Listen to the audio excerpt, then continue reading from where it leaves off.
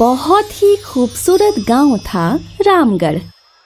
रामगढ़ तक पहुंचने के लिए लोगों को नदी पार करनी पड़ती थी। इस नदी में 2 नाव थी जो लोगों को इस पार से उस पार छोड़ा करती थी। इस खूबसूरत गांव में एक हरिया नाम का किसान था। हरिया की पत्नी गर्भवती थी, लेकिन वो फिर भी हरिया के लिए खेतों तक खाना लाया करती थी। कितनी बार तुमसे कहा है कि इतना मत चला करो, लेकिन तुम हो कि मेरी बात ही नहीं मानती। सुन ली आपकी बात, लेकिन मैं थोड़ा चल लूंगी तो घट नहीं जाऊंगी और आपको खाना भी तो खिला पाऊंगी। दोनों हमेशा साथ ही खाना खाया करते थे। जैसे ही हरिया की पत्नी मीरा ने 2 जुड़वा बेटियों को जन्म दिया, उसी वक्त उसकी मृत्यु हो गई। मीरा की 13वीं पर गांव वाले हरिया के घर आए। हरिया, बहुत बुरा हुआ कि तुम्हारी पत्नी इतनी कम उम्र में ही चल बसी। हरिया, अभी तुम्हारी उम्र ही क्या है। अब तुम्हें अपनी इन जुड़वा बेटियों के लिए दूसरी शादी कर लेनी चाहिए। नहीं सरपंच जी, मेरी ये बेटियां ही मेरा सब कुछ है। मैं सिर्फ इन दोनों के सहारे जी लूंगा। वक्त बीतता गया और हरिया की जुड़वा बेटियां बड़ी होती गईं। अब नैना और सुनैना दोनों 10 वर्ष की हो गई थीं। बाबा, आपने बोला था ना कि आप हमें तैरना सिखाएंगे? हाँ, मुझे याद है। तो आप हमें कब तैरना सिखाएंगे? बिटिया, खेतों में बहुत ज्यादा काम है। मैं तुम्हें इस रविवार को तैरना सिखाऊंगा। रविवार पक्का ना? अब हाँ, पक्का। रविवार को हरिया नैना और सुनैना को लेकर नदी पर गया और वहाँ पहले हरिया पानी में उतरा। अब देखो, आराम से तुम्हें अपने पैरों और हाथों को ऐसे चलाते रहना है। गौर से देखो। नैना सुनैना ने हरिया को गौर से तैरते हुए देखा। चलो नैना, अब तुम कोशिश करो। नैना ने डरते हुए कोशिश की। पहले तो वो तैर नहीं पा रही थी, फिर उसे धीरे धीरे समझ आ गया। इसी तरह फिर सुनैना ने भी कोशिश की और जल्द ही दोनों को तैरना आ गया। फिर क्या था, नैना और सुनैना हर दिन तैरने का अभ्यास किया करती थीं। कुछ दिनों बाद हरिया सरपंच जी के पास गया। सरपंच जी, मुझे नैना और सुनैना का जन्म दाखला चाहिए। वो तो मैं दे दूंगा, लेकिन तुम जन्म दाखलों का करोगे क्या? मैं दोनों को बगल वाले गांव के स्कूल में पढ़ाना चाहता हूँ। क्या तुम लड़कियों को पढ़ाना चाहते हो? हमारे गांव की तो कोई लड़कियां पढ़ने जाती नहीं है। तुम गांव की परंपरा बिगाड़ रहे हो। कल से तो सभी लड़कियां बोलने लगेंगी कि उन्हें स्कूल जाना है। तो घर और खेतों में काम कौन करेगा? आप जो भी सोचें सरपंच जी, मैं अपनी बेटियों को पढ़ाना चाहता हूँ। आप मुझे उनका जन्म दाखला दे दीजिए। सरपंच ने कुछ किताबें निकाली और फिर हरिया को नैना और सुनैना के जन्म दाखिले दे दिए। अब नैना और सुनैना दोनों रोज नदी पार करके स्कूल जाया करती थीं। हरिया बहुत खुश था। एक दिन की बात है, नैना और सुनैना नदी पार कर रहे थे। तभी उन्होंने देखा कि दूसरी नाव में सरपंच जी अकेले आ रहे थे। अचानक नाव का संतुलन बिगड़ गया और सरपंच जी नदी में गिर गए। बचाओ मुझे! अरे कोई तो बचाओ! नैना सुनैना ने कुछ भी नहीं सोचा और वो दोनों नदी में कूद गईं। वो तैर के सरपंच जी के पास गईं। दोनों ने सरपंच जी को सहारा दिया और उन्हें नदी के किनारे ले आईं। नदी किनारे कुछ लोगों ने सरपंच जी की छाती दबाकर उनके शरीर से पानी बाहर निकाला और आखिर सरपंच जी की जान बच गई। उन्होंने नैना सुनैना को अपने पास बुलाया और कहा, तुम दोनों ने मेरी जान बचाई। तुम दोनों बहुत ही बहादुर हो। हरिया सही कहता था कि तुम दोनों के होते हुए उसे किसी बेटे की जरूरत नहीं पड़ेगी। इस कहानी से हमें ये समझ आया कि बेटियां बेटों से कम नहीं होती हैं और वो हर वो काम कर सकती हैं जो बेटे कर सकते हैं।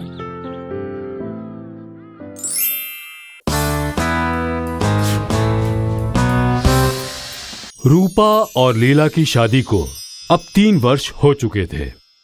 अब रूपा आलसी भी नहीं रहा। वो रोज खेत जाता और मेहनत करता। लीला बहुत खुश थी क्योंकि अब उनका जीवन संपन्न था। रूपा और लीला की खुशियां दुगनी हो गईं जब उन्हें जुड़वा बेटे हुए। दोनों थारे जैसे दिखे। आखिर हमारे बेटे हैं।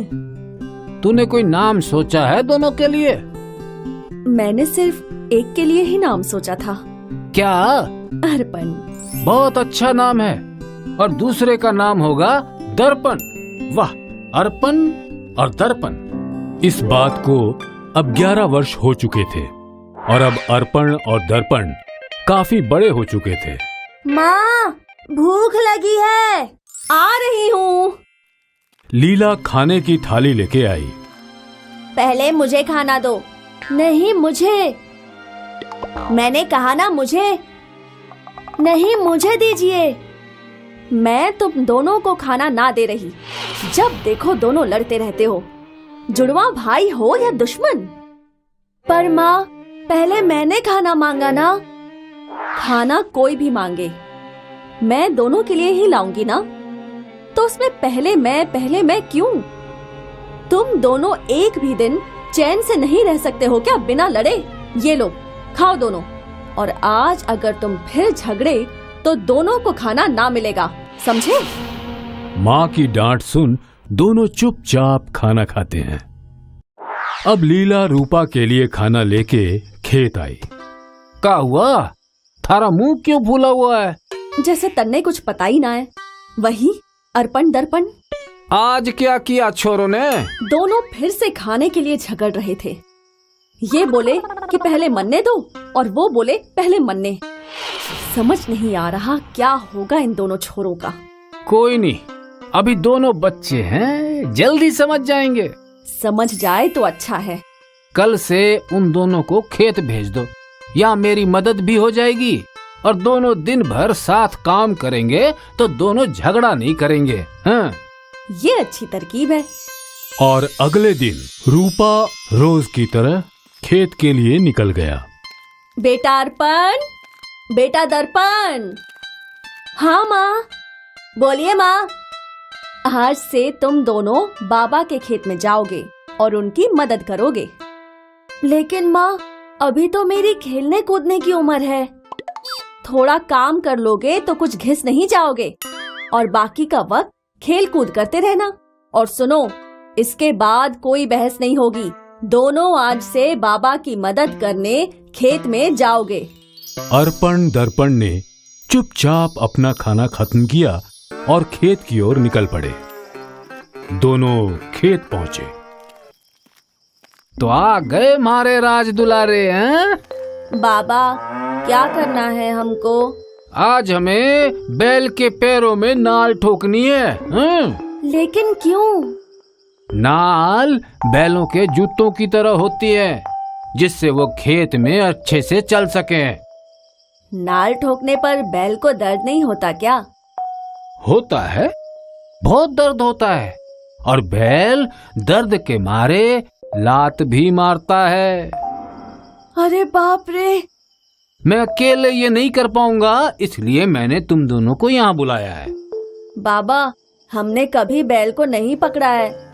इतना डरो मत, आसान है। पहले हम पुरानी नाल निकालेंगे।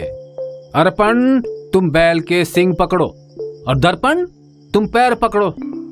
दोनों भाई बैल को पकड़े हुए थे और रूपा ने पकड़ से पुरानी नाल खींची। बैल थोड़ा छटपटाया पर फिर वो शांत हो गया। देखा, आसान था ना? हाँ, अब क्या करें बाबा? अब हम नई नाल लगाएंगे तो तुम दोनों बैल के सींग पकड़ो। इस बार वो ज्यादा छटपटाएगा। दर्पण उठकर सिंह के पास चला गया।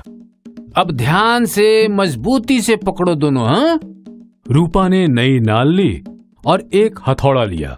उसने नाल लगाना शुरू किया और बैल छटपटाया। दर्पण, मजबूती से पकड़। मैंने पकड़ा है, तू अपना देख।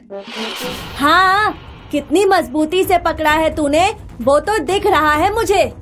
अच्छा, तो आकर खुद ही पकड़ ले। हाँ, मैं अकेला बैल पकड़ सकता हूँ।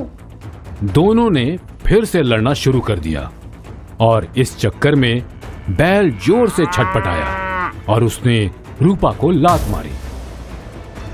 अरे रे रे रे, मर गया रे, हाय ओ। बाबा, बाबा, तुम दोनों की लड़ाई में चोट मुझे लगी। दोनों भाइयों ने अपने पिताजी को सहारा दिया और उन्हें घर ले आए। क्या हुआ तन्ने? बैल ने लात मार दी। लात मारी? पर क्यों? नाल बदल रहा था तो ये दोनों ने सींग पकड़ी हुई थी। दोनों लड़ने लगे। मेरा ध्यान भटका और बैल जोर से छटपटाया और उसकी लात मुझे लग गई। ये दोनों कुछ अच्छा ना कर सके हैं। पहली बार खेत गए और तुम्हें बैल से लात पड़वा दी। आज तो मैं इन दोनों की अच्छी खबर लूंगी। लीला ने पास रखी हुई एक छड़ी उठाई और दोनों पे बरस पड़ी। माफ कर दो माँ, माफ कर दो।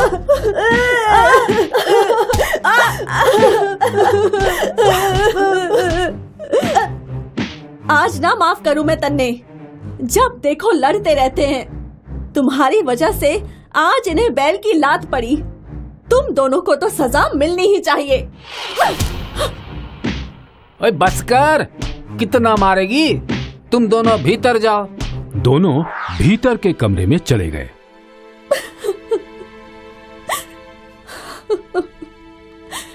सोचा था अब समझ जाएंगे, अब भी ना समझे।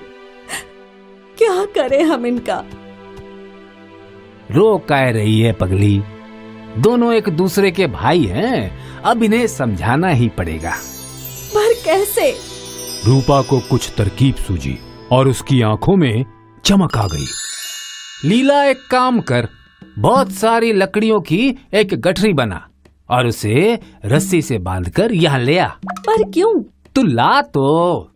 लीला घर के बाहर गई और कुछ ही देर में एक लकड़ी की गठरी के साथ वापस लौटी। ये लो तुम्हारी लकड़ियों की गठरी। अब मेरे राज दुलारों को बुलाओ। दुलारे नहीं, कपूत हैं दोनों। अर्पण, दर्पण। हाँ माँ, बाबा बुला रहे हैं। दोनों यहाँ आओ। वो लकड़ी का गट्ठर दिख रहा है ना?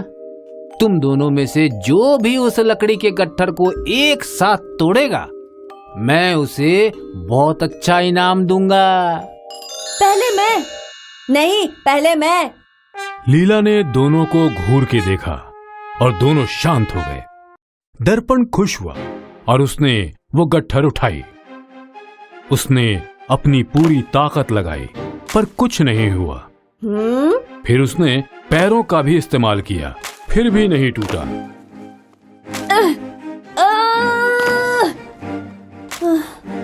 नहीं टूट रहा बाबा, ये बहुत सख्त है। अब अर्पण आगे आया गट्ठर तोड़ने। उसने अपनी पूरी ताकत लगाई। उसने घुटने से तोड़ने की कोशिश की।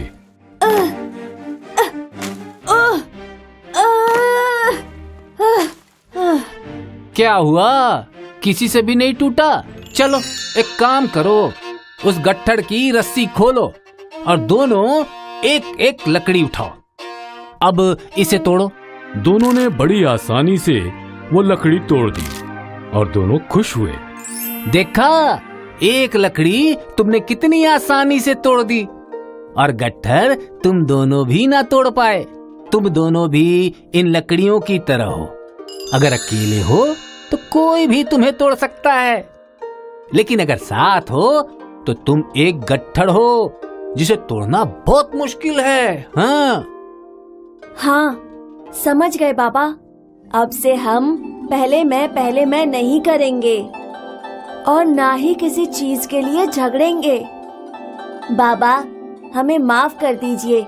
हमारे झगड़े की वजह से आपको बैल ने लात मारी। मेरे लाल। लीला और रूपा ने दोनों को गले लगाया। अर्पण और दर्पण को समझ आ गया कि एकता में शक्ति है। हाय, मैं हूँ शाइनी। अगर आप मुझे ऐसे ही देखना चाहते हैं तो इस वीडियो को जरूर शेयर करें और हाँ, इस चैनल को भी सब्सक्राइब करना ना भूलें।